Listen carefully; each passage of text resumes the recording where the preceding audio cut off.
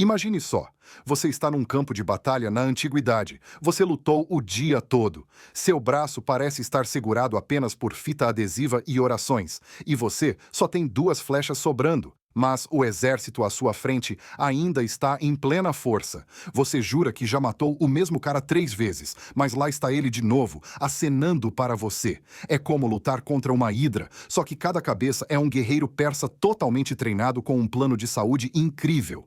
Esse era o pesadelo psicológico de enfrentar os 10.000 imortais, a elite do Império Persa e o primeiro indutor de Rage Quit da história. Eles não eram apenas soldados, eram um crime de guerra ambulante contra o moral do inimigo. Por mais de 200 anos, seu nome foi sussurrado com medo da Grécia à Índia. Como, então, uma unidade consegue a reputação de ser literalmente imbatível? Era magia? Figos para aumentar o desempenho? Algum tipo de falha de respawn antiga?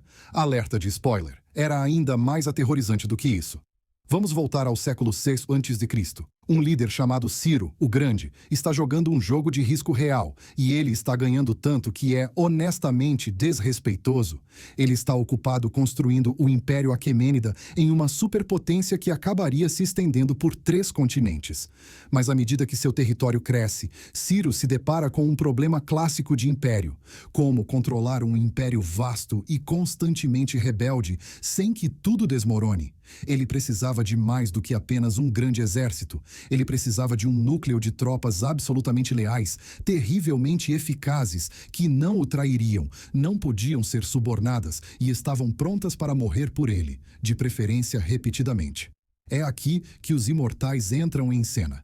Segundo o historiador grego Heródoto, que era basicamente o comentarista esportivo mais dramático da antiguidade, esta unidade de infantaria pesada escolhida a dedo foi uma mudança de jogo absoluta.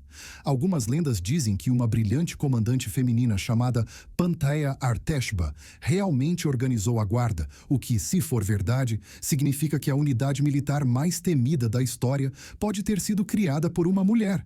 Os registros históricos são frustrantemente vagos sobre isso, provavelmente porque os homens na antiguidade tinham um problema real em dar crédito às mulheres por qualquer coisa. Os imortais eram recrutados quase que exclusivamente das famílias nobres da Pérsia e da Média. Este não era um trabalho para o qual você se candidatava em um LinkedIn antigo. Esta era uma vocação. Eles não lutavam por um contra-cheque. Eles lutavam pela honra da família, pelo direito de se gabar que ressoava por gerações e por seu rei. Eles eram seus guarda-costas pessoais, suas tropas de choque na linha de frente e seu botão de "eu venci" para qualquer situação militar que se tornasse muito delicada. Ser aceito nos 10.000 era a maior honra que um soldado persa poderia alcançar. Mas o caminho para isso era um tipo especial de inferno que começava na infância. E eu digo infância precoce, tipo, você acabou de aprender a andar, agora aprenda a matar infância.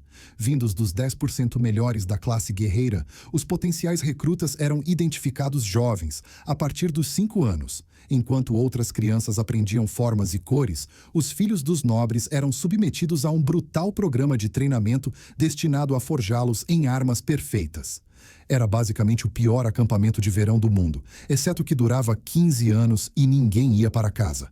Eles aprenderam a cavalgar como se tivessem nascido na cela, a disparar um arco com uma precisão que deixaria um atirador moderno com inveja e a sobreviver nas piores condições com pouca comida.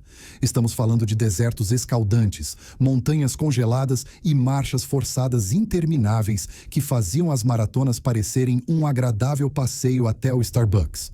Mas não era apenas tortura física. Eles também eram treinados incansavelmente para sempre dizer a verdade, um valor persa central, o que é espetacularmente irônico para uma unidade cuja reputação inteira foi construída sobre a maior mentira da história militar. Mas chegaremos a isso. Quando um homem estava pronto para se juntar aos 20 anos, ele era um mestre da guerra. Mas agora vem a parte boa. Ele agora fazia parte de uma classe de elite que recebia melhor salário, melhor comida, melhor armadura e muito mais respeito do que literalmente qualquer outra pessoa no Império. Eles eram até acompanhados em campanhas por seus próprios servos e concubinas, um detalhe que realmente mostra que o pacote de benefícios militares persa era absolutamente louco. Cuidados dentários completos, dinheiro de combate e acompanhantes de viagem era o equivalente a um plano de remuneração de gerente Fortune 500 na antiguidade. Ok, vamos falar sobre o nome. Os Imortais. Parece legal, certo? Muito ameaçador e ótimo para merchandising. Mas qual era o verdadeiro segredo deles? Não era mágica. Não era intervenção divina. Não era um antigo energético feito de leite de camelo fermentado. Era algo muito mais inteligente e, francamente, mais aterrorizante. Logística brilhante de campo de batalha combinada com guerra psicológica de nível armamentista. O historiador grego Heródoto os chamou de Athanatoi, os imortais, por uma razão simples e absolutamente diabólica. A unidade era sempre mantida com uma força exata de 10.000 homens. Não 9.999, não 10.001. Exatamente 10.000. Os persas eram aparentemente muito bons em matemática e muito dedicados à causa. Funcionava assim. Assim que um soldado era morto, adoecia ou era ferido gravemente demais para lutar, um substituto de uma unidade de reserva especial era imediatamente trazido para ocupar seu lugar. Estamos falando de uma substituição no mesmo dia. Logística no nível Amazon Prime. Os mortos e feridos eram removidos com tanta eficiência que parecia um truque de mágica. Para um exército inimigo observando do campo, o efeito era absolutamente de pesadelo. Não importava quantos imortais eles matassem, a unidade nunca diminuía. Você lutava o dia todo, contava suas mortes, sentia-se muito bem. E então, ao pôr do sol, você olhava para o campo de batalha e via exatamente o mesmo número de soldados de elite brilhantes encarando você. Era como tentar esvaziar o oceano com um balde ou jogar um videogame onde o time inimigo tem respawns infinitos e você está preso para sempre com uma vida sem continues. Isso te levaria absolutamente à loucura. O nome Imortal não era apenas um título, era uma campanha de marketing, era propaganda, era a arma mais eficaz deles e nunca ficava sem flechas. Basicamente, os persas inventaram a primeira operação militar de gaslighting do mundo, e ela era devastadoramente eficaz. Esses homens eram mestres tanto do combate à distância quanto do combate corpo a corpo. Sua estratégia era flexível, móvel e projetada para puro choque e temor. Um ataque geralmente começava com uma chuva de flechas tão densa que literalmente escurecia o sol. Cada imortal carregava um poderoso arco composto que transformava formações inimigas em almofadas de alfinetes humanas antes que alguém chegasse perto. Eles carregavam grandes escudos de vime cobertos de couro, que eram mais leves que os escudos de bronze gregos, o que significava que podiam ser colocados para criar uma parede de fortaleza portátil para disparar flechas de cobertura. Sob suas túnicas ornamentadas, eles usavam armadura de escamas, que parecia escamas de peixe, dando-lhes uma mistura sólida de proteção e mobilidade. Assim que a tempestade de flechas passava, eles avançavam com lanças curtas e então sacavam espadas curtas para combate brutal corpo a corpo.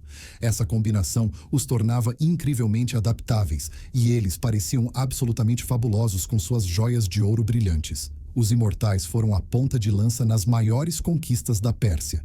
Eles estavam lá quando Ciro, o Grande, tomou a Babilônia em 539 a.C. Eles lutaram sob o rei Cambises II para conquistar o Egito em 525 a.C., onde uma lenda selvagem diz que eles pintaram animais egípcios sagrados como gatos em seus escudos para fazer os egípcios hesitarem. Os historiadores são profundamente céticos, mas se for verdade, essa é a tática de guerra psicológica de Galaxy Brain da história. Mas seu momento mais lendário veio em 480 a.C. nas Termópilas. O rei Xerxes havia lançado ondas de tropas regulares contra 300 espartanos e seus aliados por dias, sem conseguir absolutamente nada. Frustrado e provavelmente em um acesso de raiva real, ele finalmente enviou os imortais, a opção nuclear. Os combates foram terríveis. Mesmo os imortais tiveram dificuldades na passagem estreita contra os espartanos fortemente blindados. O verdadeiro ponto de virada só veio quando um traidor grego local mostrou aos persas um caminho de montanha escondido que lhes permitiu flanquear os gregos. Os imortais fizeram parte desse último ataque devastador que selou o destino heróico dos espartanos. Por quase 2 séculos, os imortais foram o símbolo vivo do poder persa. Mas os impérios não duram para sempre. No século IV a.C., o Império Aquemênida estava apodrecendo com corrupção e disputas internas. O treinamento brutal que tornava os imortais tão temíveis começou a diminuir. A unidade lentamente se tornou mais uma guarda cerimonial, provavelmente passando mais tempo polindo capacetes do que lutando. Seu último teste veio contra Alexandre, o Grande. Quando Alexandre invadiu a Pérsia em 334 a.C., ele havia estudado suas táticas obsessivamente, como se estivesse estudando para o teste surpresa mais mortal do mundo. Na Batalha de Gaugamela, em 331 a.C., os imortais estavam ao redor do rei Dário III, prontos para sua maior hora. Ela nunca veio.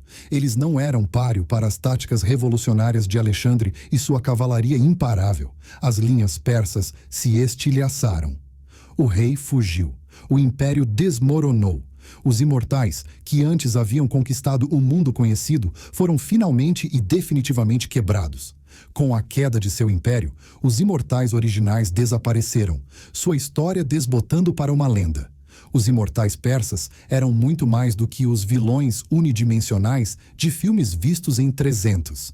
Eles eram as forças especiais de seu tempo, uma tropa de elite, profissional e brutalmente disciplinada que formava a espinha dorsal de um dos maiores impérios da história.